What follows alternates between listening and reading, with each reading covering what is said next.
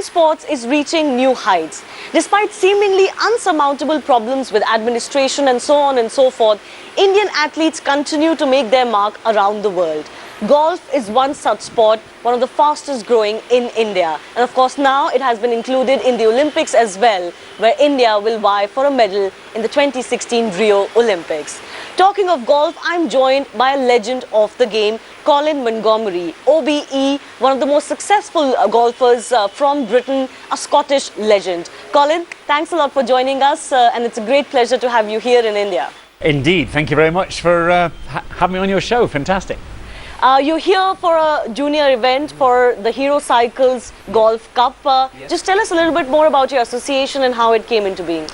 Well, I met Mr. Munjal of Hero Cycles many years ago and he invited me over here to promote junior golf. And it's so important, isn't it, you know, to give opportunity, to be seen to be giving opportunity to juniors. That's our future, and we all know that, but we don't always give the opportunity that's required. And so I'm here to try and promote that, so-called to show my skills, which are limited. You've spent a lot of time with young kids, maybe passing on some crucial tips. Yes, yes, you know, yes. about the game. How was that experience at the Delhi Golf Club? It was very interesting. I was very interested in the depth of the questions that were asked. Questions that are very mature questions for children of a very young age, and that's exciting. Not just how do you play or whatever, but the bounce of the club, the release of the club, very technical questions that I was amazed with at 10, 11 years old. So this is encouraging. This is very encouraging, how we can nurture this talent so that we can have Indian golf stars, not just of the future, but of the present as well. Overall, when it comes to, let's say, European golfers, what do they make of Indian golf?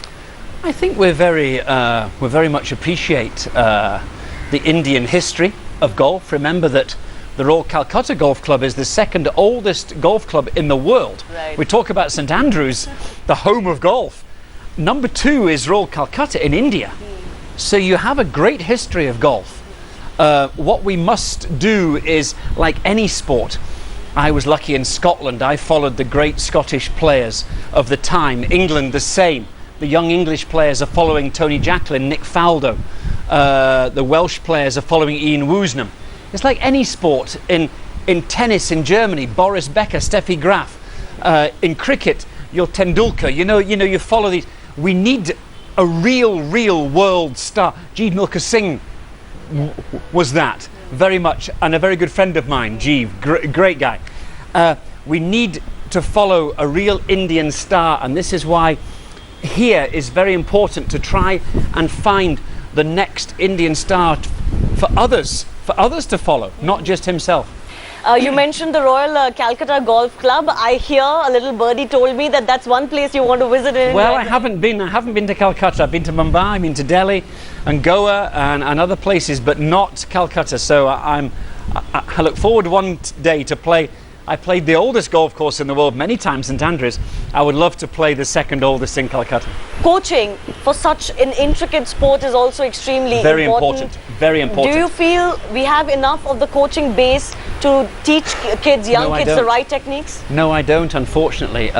You have the work ethic, you have the mentality, you have the physical nature, but unfortunately we need to get professional, expert, elite coaching, technical coaching that is unfortunately not as great as it is in Europe or America. So that's what the children need is expert, professional PGA. We call it PGA, Professional Golf Association coaching, and that is most important. You see it in the cricket nets, you see it on the hockey pitches.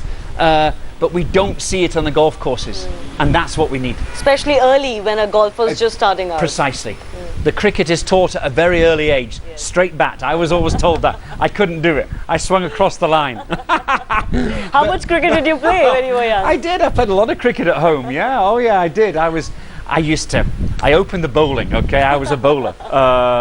You could have been a great fast bowler with your build, isn't it? I was a decent fast bowler, but my batting was my letdown. I came in number 6 or number 7, and I used to play golf with it. I used to hit the spinners over the top, and I either did that, a 6, or I was stumped. That was I was one of the two. That was it. You were a classical lower order batsman. I was indeed. Classic lower order batsman. A quick 30 runs or out. You won 31 titles on the European Tour, 4th highest of all time. Of course, Colin won the Order of Merit 9 times, 7 of them in a row, isn't it? Yeah, that was quite a time in your career, isn't it? Yeah, I don't know how that happened. I don't know how that.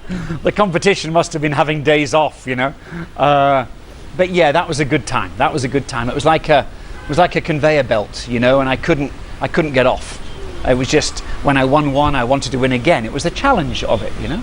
When I look back now, I'm very proud of what that achieved, yeah. And yet I have to mention the M word, Colin. You were joined second, you were second in majors multiple times in your career, but you never managed to get a major onto your hands. Yes. Have you analysed why that was, and you know why you couldn't win a major despite the fact that you were so successful? I've analysed it many times. It swims over in one's head all the time. You know, why did it happen? I was runner-up five times, and four times I was beaten by someone that did something special at the end. So, okay, hands up, shake hands, well played. The one time in 2006 at Winged Foot in New York where I made the mistake myself, and that's the one that hurts. You know, when you do it yourself. It was the one that really hurt in 2006 that I should have won. But hey, there you go. You make mistakes, and that's what life's about. You learn from them, and you come back. And it's great now that I'm over 50 that I managed to win a couple of senior majors. I know they're not. I understand. I know they're not the same, but it was nice to win in America twice this year, the US PGA Seniors and also the US Open Seniors, and it was great and delighted. So at least I have something. At least I have. There's 2 majors in my trophy cabinet now. They're seniors, but they're majors. Colin, let's talk about world golf right now. Rory McIlroy, 3 major titles already. Finally, we've got a talent that looks like can compare to what Tiger Woods was in the 2000s and in the 1990s. And that can only be good for golf. Your take on just how McIlroy has, elevated himself to a major player in world golf now so quickly and such a young age. Oh, isn't it terrific, you know? And he's British as well, which is great, you know. I know Northern Ireland, but he's British, and I think that it's fantastic to have that talent. I've often said that Seve Ballesteros was the most talented golfer that I've ever seen, and a great loss to the world of sport. Rory McIlroy is that talented, and is he going to beat Tiger Woods' record? Is he going to beat Jack Nicklaus's record? Who knows? But right now he's on his way. He's number 1 ranked in the world. He's the best player by quite a long way. Yeah. And I think that the future is in his own hands. You know, if he wants it and the desire remains and the passion remains, he can go all the way. What do you think is most important for him right now to maintain so that, he goes along the right path? I just think he has to remain, to have that desire. So easy with a lot of money coming in. We know, we've heard figures about the Nike contract and all the stuff goes on, and the money's that are being, but if he has the desire to keep that desire, the love of the game. How do you look at Tiger Woods and Phil Mickelson? Is Rory not just right about them being aging players and how their prowess is going to diminish? Well, they are older. That's fact. Phil Mickelson is in his 40s, Tiger Woods is nearing 40, and you can't stay number 1 forever. Muhammad Ali would still be world champion if we stayed forever. So that doesn't happen. Tendulkar's just retired, retiring from the game. So you cannot stay number 1 forever. So I agree with Rory in that way. You've got to be careful though, because Tiger wants this back again. Absolutely. And he's a special man, and he'll want this back, and with those words against him in many ways, that he will want it even more.